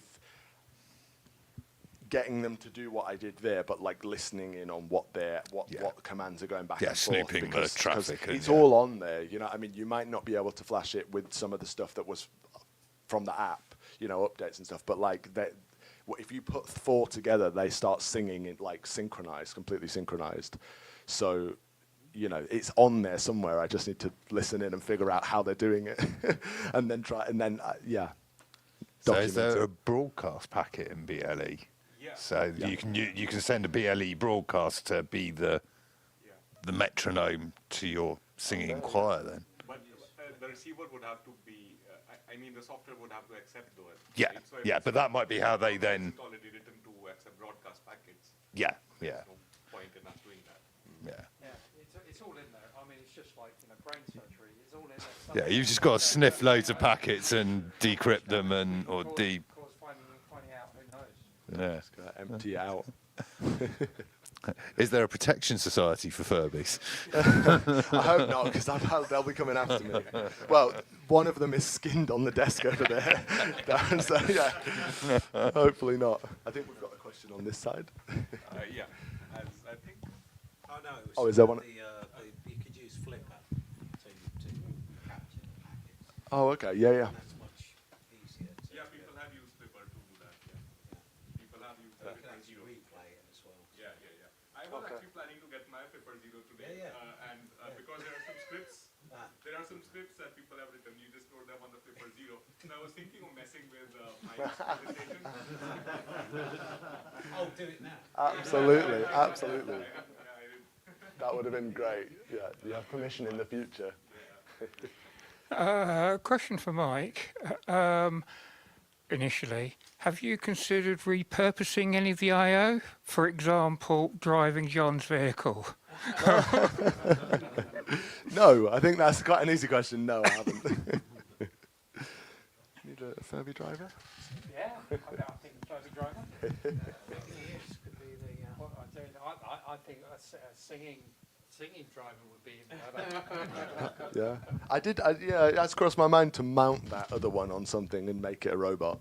But yeah, completely unrelated to Furbies, just because I've got a dead Furby sitting around. Mike, I was just wondering, with all the issues you've been having, are you actually manually researching this, or are you using any sort of AI like, Claude or something to kind of... Funnily enough, we were having this conversation, the three of us, recently. I haven't used AI at this point. I think it's normally when I approach stuff, I like to kind of do my own research and just figure out what's out there and try and understand it. You know what I mean? I think sometimes... as we've all used AI, it can spit something out of you, but whether it's actually correct or not and whether it works. And we were having a conversation about kind of using AI to kind of give us code blocks and using that in work and stuff. Me and Jon have had kind of similar, I think you'd agree, kind of similar experience in that it's very buggy. A lot of it is very buggy, and you spend more time debugging what it's given you than actually kind of progressing along the road. Nikhil said he'd been recently using, what was it, Claude? And he said he'd been having completely different experience with that model specifically. So yeah, it will absolutely be a tool that, especially because it's been, I've kind of come to the precipice now. So I think I'm going to be throwing everything at it. This is still in its infancy, so I will keep tinkering with it. Whether it becomes an evolve project is, What do you see as an end point? Well, if I could get any kind of synchronization between them, that would be jobs are good. And you know what I mean? I think that was the kind of the scope of the project. So yeah, any kind of, even if it was just controlling the onboard stuff, I think that would be I can't find any documentation anywhere about them doing that. So yeah, it'd be cool just to document that. And yeah. And the extended Furbish language model is an idea. Furbish language model? Yeah.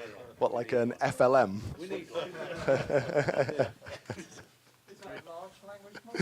That'd be very small. Yeah, it's a tiny language model. Constrained. Yeah. Yes, yeah. Yeah. I think that's all the questions. Sweet. Oh yeah. As a newbie to, I've seen these wheels in projects. How do you get the direction out? Which way do the motors turn to do the different things? Is there that equation? The equation is the answer. If you turn, if all the motors are going in the same direction. If all the motors are going the same direction, it's going forward and backwards. Yeah. If the front and back motors are sort of driving towards each other, then it will go sideways. Which is so that they are sort of travelling towards each other. It does very well. I've seen things on YouTube where they get stuck on just a small thing like that. It really doesn't. I mean, that is the one thing about these is you do need very flat floors because it doesn't really like bumps too much. It seemed to cope very well with that. Yeah, I didn't realise that it's like a wheel of wheels. Yeah. That's. It's like casters made into a wheel. What's the commercial use of them? Is there?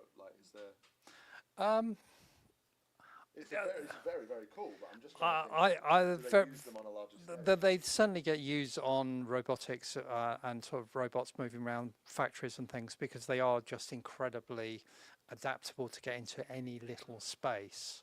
And which having them on your car. Yeah, I'm not quite sure how. I'm not quite sure what they would do at motorway speeds. I kind of would be a little bit worried about that. Too fast anyway. Yeah. One pothole and that would it. Oh, good. I think they just fall down one. And you get similar things to that sort of the other way round, don't you, with moving things around in factory plants and that sort of angled wheels type. Yeah, I think that's, you know, I think that's where actually the technology originates. But yeah, I mean, the way commercial usage of, yeah, commercial use on, you know, forklift trucks and that sort of space. I'm not sure about how much weight you can put on one of those wheels and how this scales, because certainly if you look at them, you don't necessarily see them go up to the HGV level of wheel technology. So it may be that this doesn't scale terribly well. But that was going to be a question I've got, like where you say you're going to keep working on it, like where do you see it? Kind of like what Richard said to me, like what would be an endpoint that you? Well, for this one, so this will turn into a droid, and yeah, if anyone has seen B2EMO, that's probably where I'm going. So he will have a domed head that rotates 360, probably at high speed. A nice little eye camera, and somehow I need to get a LiDAR on top so that I can do mapping. Because he's not going to go very far without mapping on his own. Yeah, my question should have been, what does B2EMO look like? Shouldn't it? I remember you saying that earlier, but I haven't seen it, so I didn't know. Yeah. So well, you need it's to. like a mini R2D2 then, is it? No, B2EMO is a mining droid designed for pulling things and moving around in very small, tight spaces.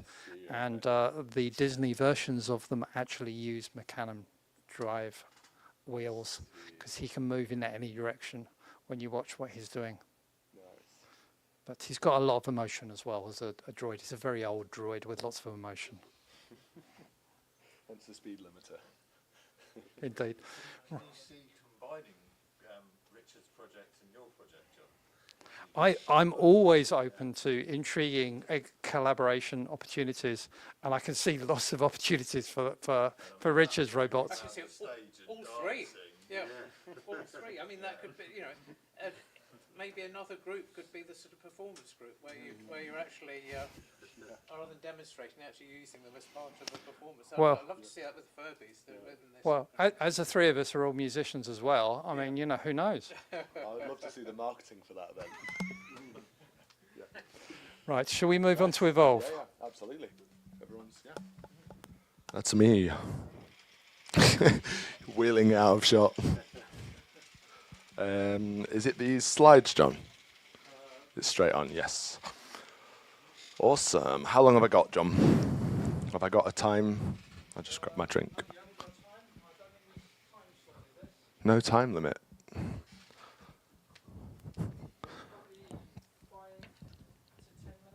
Yeah, cool. Cool. So, as we've kind of already mentioned, I'm going to talk about Evolve for 5 to 10 minutes. So, Evolve is becoming a big part of this group in terms of not only is it a very, very cool event to go to. Did anyone go last year? Yeah? Lots of nods and things. Awesome. Sweet. Yeah, so it's an event that brings together tech in Brighton, basically, of all different kinds. You know, I mean, we were on the mezzanine floor, and I mean, to give you an idea of scope, I mean, you know, there was people there doing kind of cloud stuff, but there was like a, am I right in thinking there was some kind of goblin, Cameron, or something? There was like a spinning LED thing that had this very cool goblin animation, and yeah, there's all different kinds of tech stuff there, and yeah, we're very proud that it's in Brighton, and for the very first event, Silicon Brighton did a very good job last year, so we were actually on the site visit. It's at Brighton Centre this year. So we actually went to see the site and the space that we'll have on Tuesday, and it's bigger and cooler, and yeah, so I'm very excited. But yeah, the reason that it's becoming a big part of this group is that last year we were asked to contribute to kind of a makerspace, a grassroots kind of educational space, to show off kind of what normal people in Brighton are doing, and you know, tinkerers and nutters, whatever you want to call us, kind of we all gather around this stuff on many different levels, you know. So we were asked to do that, and it was very successful. You know, a lot of people I think it was a nice break for people. You know, they've been walking around doing a lot of business and all this kind of stuff. They would walk up to us, and it's a purely educational space where you learn stuff, have fun, everything's interactive, and you know, we had everything from Tudor. One of the things, if anyone's met Tudor, I did not know he's played croquet for Great Britain. So Tudor had like a AstroTurf thing where you like hit your croquet shot and it tells you whether you're a good croquet player or not. So we had that. We had Jamie had a organ, like synth organ thing that had all notes on it. We had retro gaming. We had John's R2D2 style robot and all kinds of stuff. And I think the beautiful thing about it was all community driven. You know, people were really surprised when we said, you know, we're not here for any other motive other than to just show people that, you know, you can tinker in your bedroom or your garage or whatever and actually make something that people want to interact with and you hopefully learn something from, and you know, and we're really passionate about it. Hopefully that comes through. So one thing let me see what slides I've got.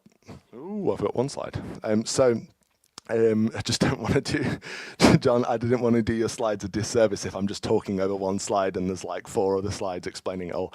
So I guess we're at this stage, we are talking about it in a few different elements. So the first element is if anyone wants to get tickets, we have a code here.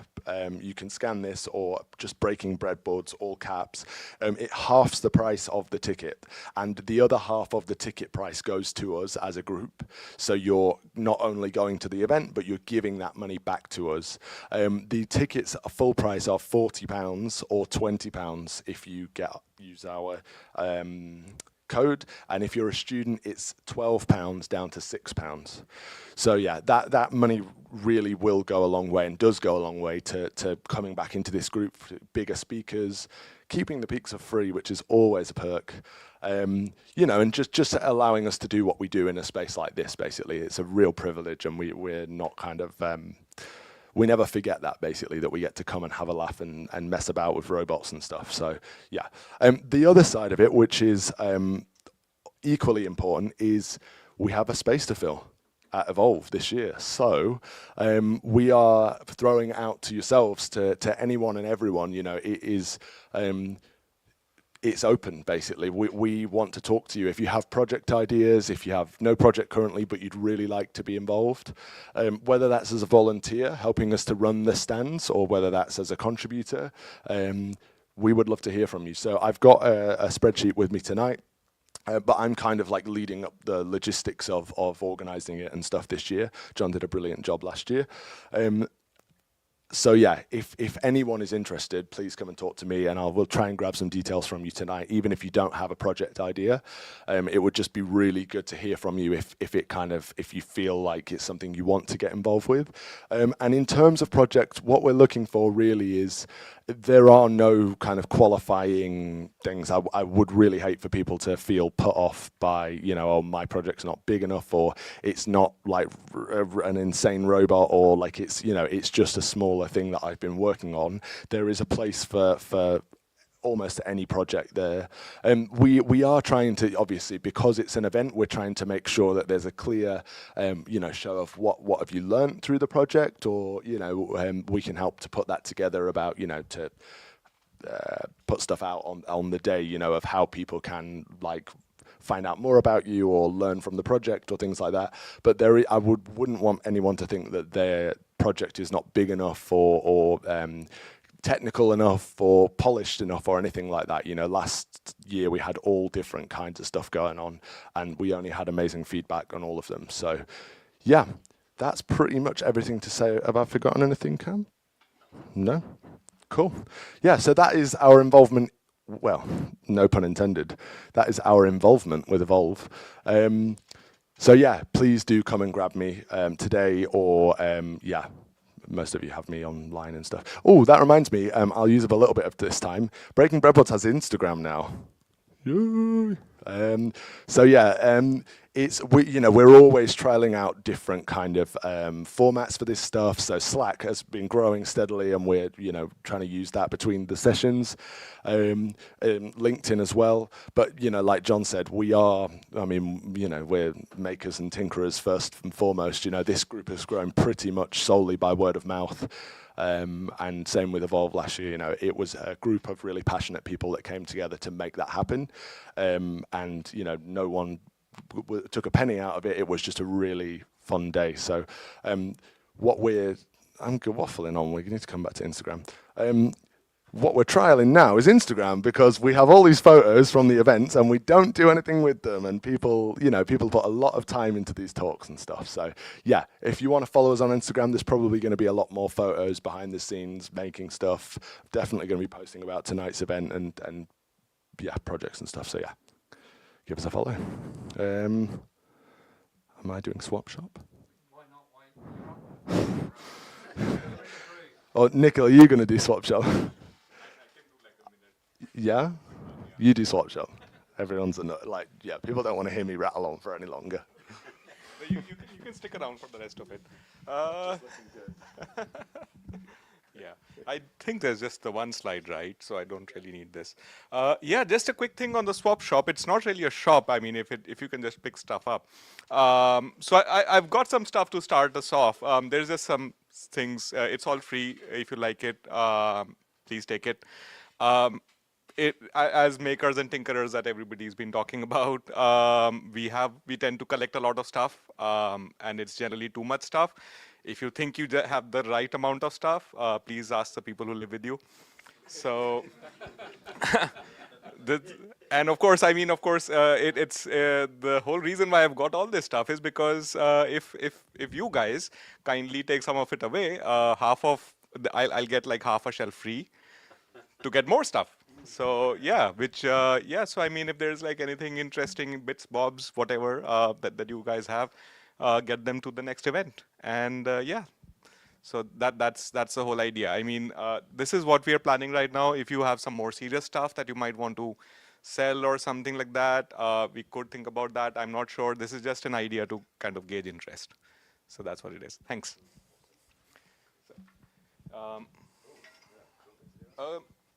Yeah, sure. Yeah, next event, 22nd of April. And yeah, it'll be right here. All of our events this year are booked right here, right? Yeah, so it's going to be exactly the same venue. Yeah, so please do attend that one. And the one after that is going to be Evolve. So of course, we are going to have a presence over there as well. And anything else? Oh, is this? Okay. Oh yeah, that's it. Okay. Okay, perfect. Yeah, so we can you can join Slack if you haven't already joined. Please remember to sign in over there. Get your cool name tag if you haven't done so already. And yeah, catch you at the next one.